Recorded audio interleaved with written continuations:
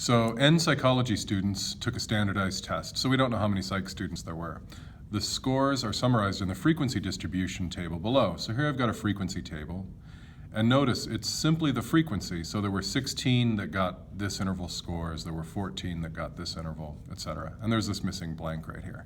So we're going to have to figure out probably how many students are supposed to go into the from 240 to 259 category. So the scores are also described in the cumulative table. So now remember, if it's cumulative, then that means we're just adding up these scores consecutively. So notice, less than 200, that's these guys, right? And there's a total of 16 of them. But then there's 14 in the next category. So this category is less than 220. Well, less than 220 would be these two categories put together. So 16 plus 14, that makes 30. Less than 240, right? So there's 12 in this individual bin, but there's a total of 42 that got less than a score of 240. I would just add all of those up, and that gives me the cumulative frequency of 42. So notice we're interested in how many got from 240 to 259. So if I just take a look at this, less than 260, that's 55.